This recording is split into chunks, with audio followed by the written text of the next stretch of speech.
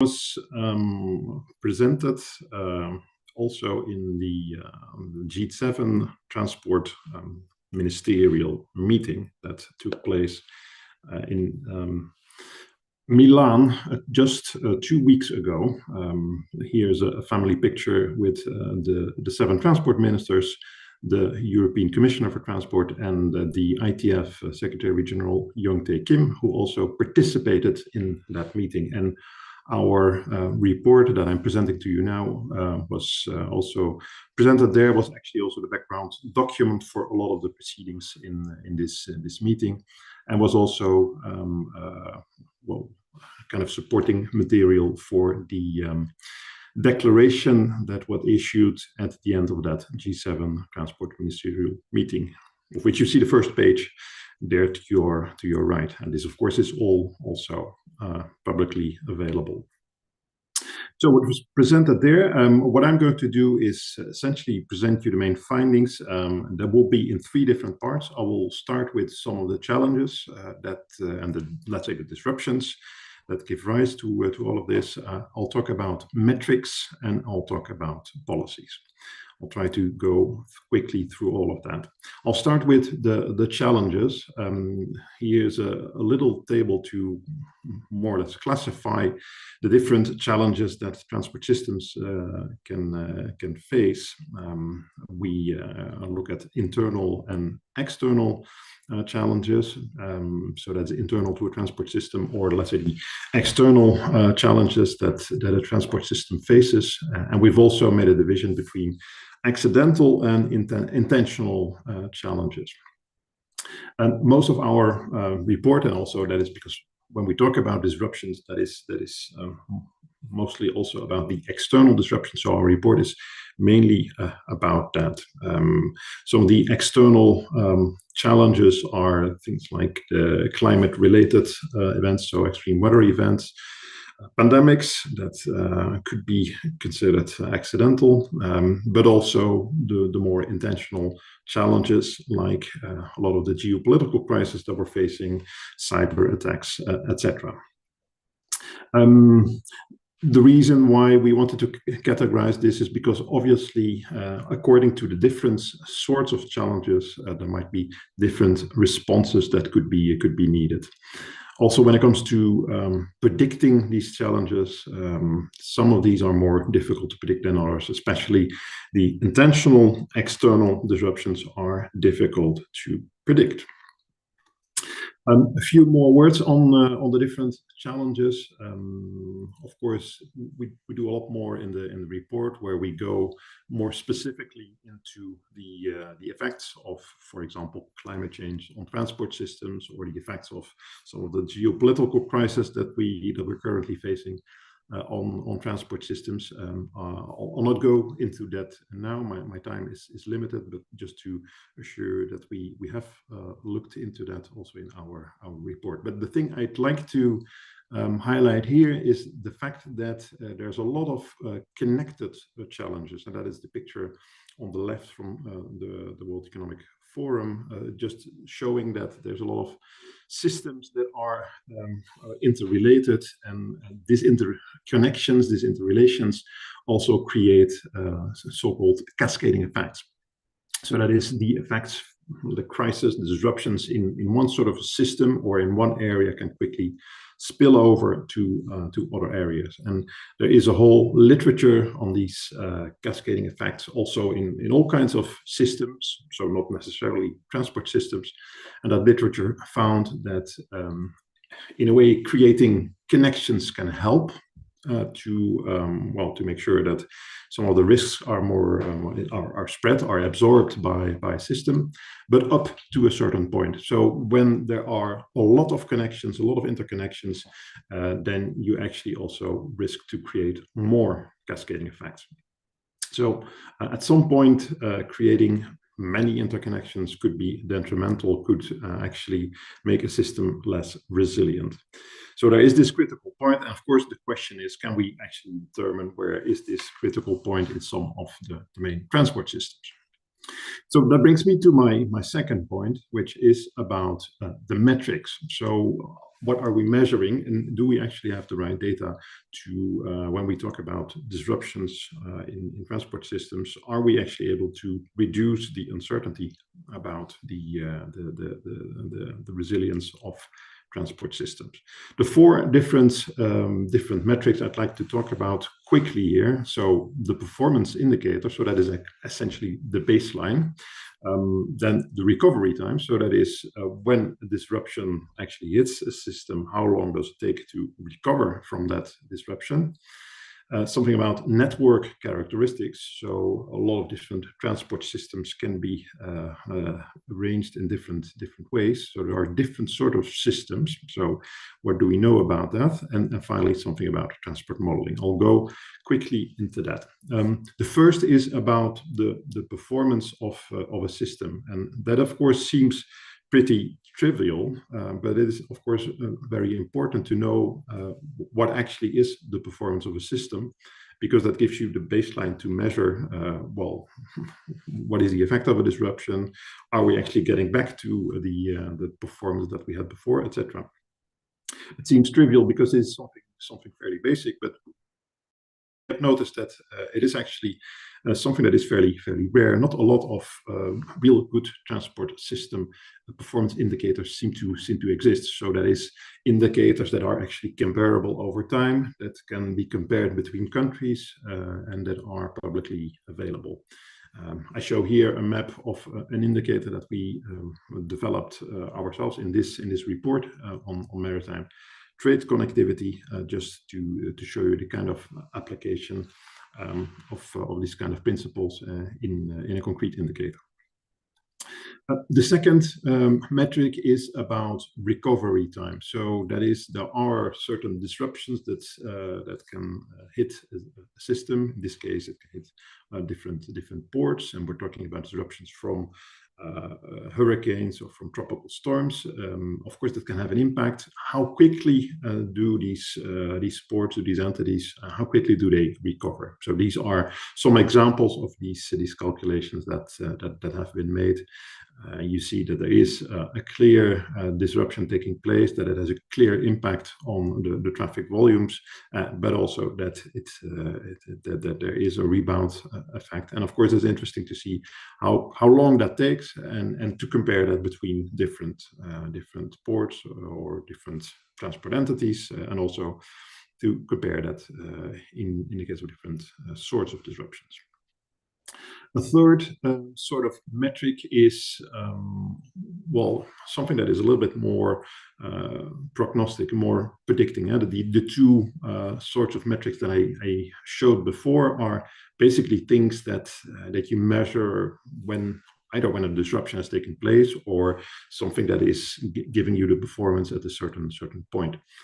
Of course, what could also be useful for policymakers is to have some sort of a predictive indicator that could help to see where are the vulnerabilities in transport systems. So some sort of a stress test of transport systems. And one way to do that would be to look at the network characteristics of the different transport systems.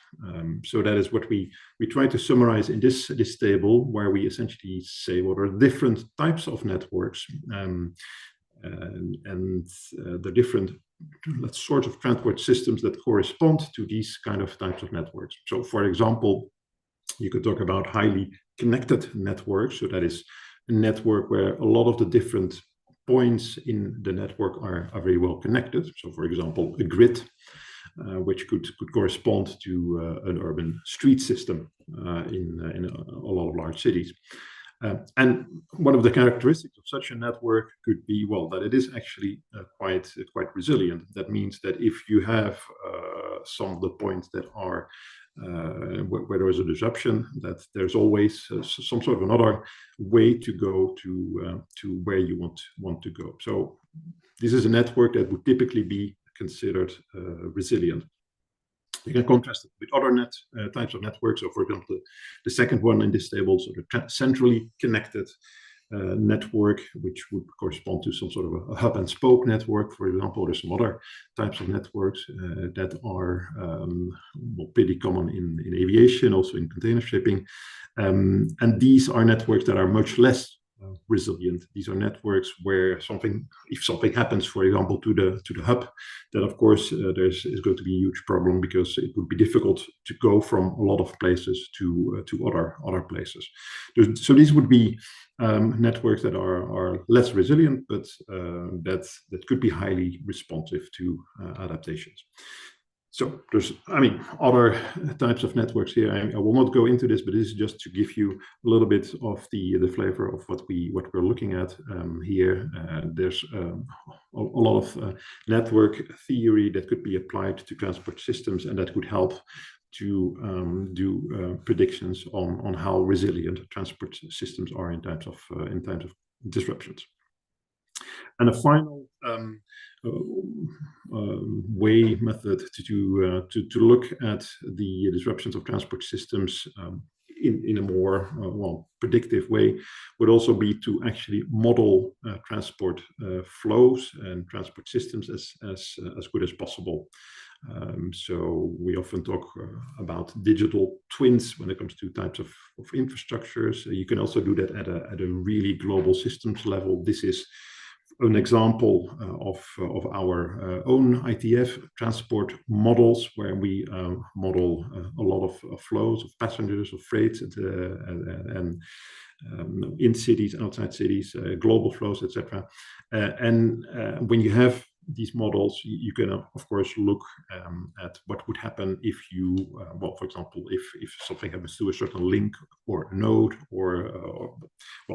so these kind of models could also help to predict vulnerabilities in a system.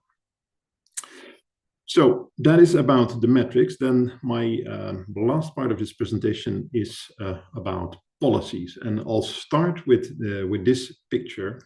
I could also have started my presentation with this, because in a way this gives some sort of a graphic overview of what we were talking about when we talk about resilience. Resilience, in our view, here schematically has two different elements. So the first is you have a system when a disruption hits, how affected is the system. So that is, let's say, how low are you actually going? That is the kind of the vertical axis. So if the system is very robust, then the shock, if it takes place, will not have a lot of impact on the system functions. If it's not very robust, then actually it might have a lot of impact. So it simply gives you, the impact in the vertical sense. Then there's also a second element, because a system wants to recover, and that is, let's say, the horizontal axis. That is, how quickly is that going to take place? So the rapidity of the recovery. So that is, let's say, the moment between the disruption and the complete restoration of all the system functions. So two different axes, you could say, and there's also two types of policies that are connected to that. So you have the mitigation type policies. So that is essentially looking at how can you make a system more robust. So that is, how can you make sure that if there is a shock, that the shock doesn't really have a lot of impact? So this is the kind of the proactive sorts of policies. And then you have a second type of policies, which is more how do you react, how do you adapt to a situation when it actually takes place. So that is about the rapidity. That is a much more reactive response to disruptions. So that is essentially how we also look at policies. So we split it in two. So looking at mitigation policies, looking at adaptation policies. And then within, let's say, the mitigation part, we made a further division. So into policies that actually try to avoid disruptions. So to reduce the risk of these disruptions. Also a part about how to cope with it. So that is how does the system cope with the disruption if it takes place. And finally, also something about redundancy. So you can have a system function that is affected, but if there's alternatives, of course, that makes it possible for users to use something else. So that is also a way to actually cope with the disruption. When it comes to adaptation, it is, of course, about the first response when something happens, and then also after that, how you recover. Now, I'm looking at the time. I'm already talking too much, so this is simply what we try to look at different measures that have been applied by different governments in these situations. This is about mitigation. This is about adaptation. I'm not going to go into this because that would take a lot of time. I just want to mention that there are, of course, policy trade-offs. You have mitigation, and of course, maybe in an ideal world, you'd like to mitigate all possible risks, but this is, of course, very expensive and maybe also not a good idea. So sometimes maybe adaptation is actually the better option. But a lot depends on what are the transport modes, what are the kind of networks that you're talking about. And one of the things we've been thinking about is it would actually be good if there's some sort of a toolbox that can help policymakers also to decide on these kind of issues. So when would it make sense to apply which measures? When would it make sense to mitigate? And when would it make sense to adapt? So in a way, our work is also, let's say, work in progress. We look forward to, let's say, further work that we do and that we could do to make this kind of toolboxes feasible, and so that policymakers can have more, let's say, concrete indications of what to do when. I end with the 4 policy recommendations in this report. The first is, well, resilience is important and is getting more and more important when it comes to transport systems. So resilience should be incorporated more into transport policy and planning. Second is about, well, essentially about the metrics. So develop the tools that help reduce uncertainty about the future disruptions. And the third one is related. So develop also guidance on which resilience measures for transport systems should be applied when and how. And then we have a last policy recommendation, which says and which stresses the importance of improving global coordination mechanisms to deal with a lot of the impacts of transport system disruptions. Because all of these cascading effects, because a lot of the systems are interconnected, it actually makes a lot of sense to do a much better job also in global coordination. I'll stop here. Happy to answer any questions that you'd have. Thank you. Thank you very much, Olaf. And we were late starting, so I'd say we've got another 5 or 10 minutes at the most for questions. So if you have a question, please use the Q&A function. We have 2 questions there already. So I'll start with the first question is asked by Antal. What kind of methodology can be used to determine the resilience indicators for the transport network of an entire country? Sorry, I missed the last part. For an entire country, that was the last part? Yes, that's right. Yeah. So yeah, exactly. Transport networks in an entire country, I guess. Yeah. Yeah. Well, that's a good question. I think our approach here was to see that there might, I mean, the transport system depends, let's say, also on the functions that are there. So the transport systems, for example, for passenger transport, are already different than those for freight transport. And actually also you can look at these transport systems by modes, but then there's also, of course, connections between the different modes. So a lot depends actually on already on the country, but also on the different sorts of transport that you were talking about. So what kind of methodologies could you use to look at these systems? Well, I think we in this report, we try to give some sort of an overview of the different sorts of metrics and methodologies that exist that you could use. So that's why I talked quite a lot about the different metrics. So maybe just to summarize again, it's important to have good performance benchmarks to start with. We think it would be good to have metrics to look at, well, how quickly can you recover from disruptions, so that you actually know, well, what are the disruptions that had most impact.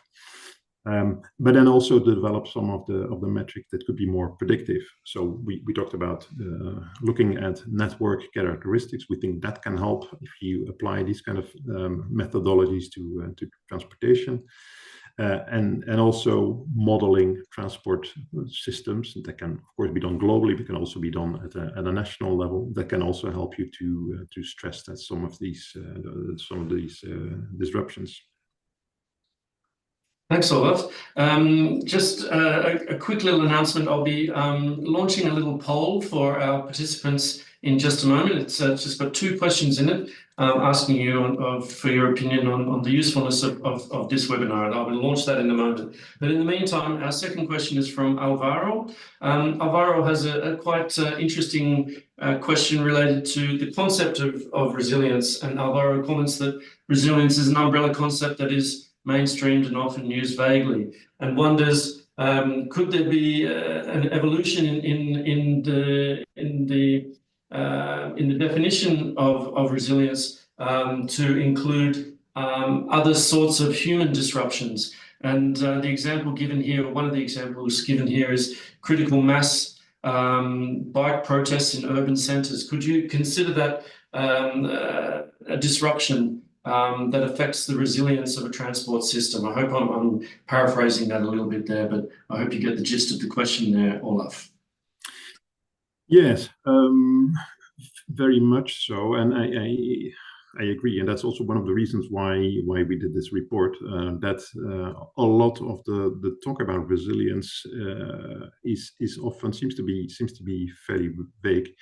And in many cases, I think it's also just a catchword that is used without much meaning behind it. So what we try to do is to actually make it a little bit more concrete, trying to see, well, how could you measure it, and also how could you actually improve the resilience of the system. So that is, to start with, that is the kind of the aim also of this report. Then there are quite a lot of different sorts of definitions of resilience. Of course, the essence of it is always you have a system, there is a shock, and how do you deal with it, and how do you recover from it. So that is very schematically and very roughly what the let's say the commonality is in a lot of these definitions. So that is more or less, I think, independent of what kind of disruptions or shocks you're talking about. So of course we looked at climate change or geopolitics or these kind of shocks, but of course, I mean, the protests in cities also can have obviously a disrupting impact on transport systems in cities. So that could also be part of the things that you're looking at when you're looking at the resilience of transport systems. Thanks, Olaf. You mentioned that and I think this goes along with Alvaro's question a little bit as well. You mentioned that resilience is kind of an opaque term, or it becomes a catch-all term for a lot of things. Why do you think it's become such a well-used term? Do we really have more disruptions than we had before that affect transport system resilience? Well, sometimes it seems so. I think, especially we seem to be in a situation in which we have a lot of crises going on at the same time. So situation of maybe of polycrisis, as some experts have called it. And when it comes to some of the disruptions, like the climate events, well, there clearly seems to be also an increase of these kind of disruptions. But I think what plays an important role here is that a lot of the transport systems have become more interconnected and has become globally interconnected in many cases. So that means that a lot of these cascading effects that I talked about have become more intense, or have become more frequent So that means sometimes you have local crises that quickly become a global crisis simply because a lot of the systems are so interconnected. I think that is an important factor here, and that's also why I think resilience has become so important now.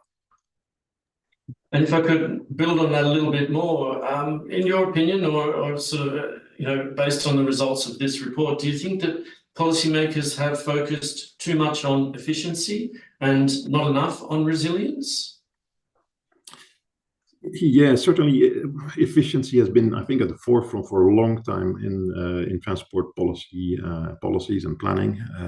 Of course, that is also because this is all paid with taxpayers' money or with the money of consumers or whatever. So there needs to be value for money, and that is understandable. At the same time, we've also seen that some of the systems have become so efficient in a way that this is, for example, the case of some of these hub and spoke networks, that it has become very efficient, but it has also become very vulnerable to certain disruptions.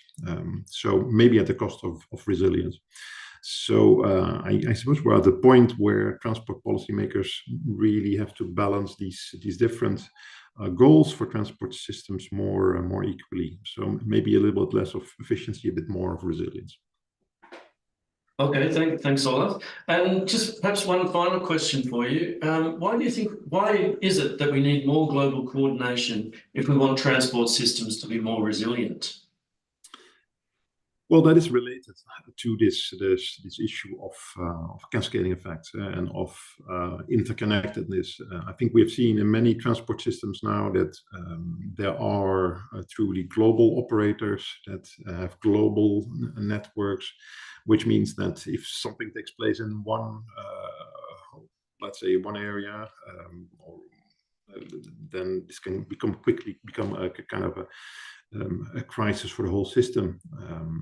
So one of the examples that we had in the report is the crisis that's ongoing in the Red Sea. So you could say this is in a way a local crisis. So these are attacks from Houthi rebels on commercial ships in a particular area. So it is localized, but at the same time, it has global impacts because it means that ships have to take another route. It will have impacts on the delivery time of cargo. It will have impacts on also on the costs. It will also mean that some ships will go from another route to this route because there are operators that adjust to this situation. So this is a simple example that you have something that is taking place in one particular area, and it quickly becomes a global crisis. And I think this means that you have global interconnectedness. So in a way, you also need some sort of a global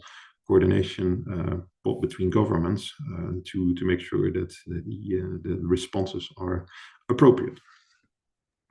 Okay, thank you so much, Olaf. I think that's an appropriate place to stop. We could obviously, you and I could talk all day about this topic, and as you mentioned, this is going to be the subject of some future work by the ITF. I just wanted to take this opportunity to thank you for your presentation. I hope for our participants that the slight technical glitches at the beginning were not too bothersome for you. Apologies that we have run slightly over time, but please feel free to download the report, to read it, and to go to our website and sign up for future Ask the Author webinars. But for now, from here in Paris on this sunny spring day, it's goodbye for now. Thanks a lot.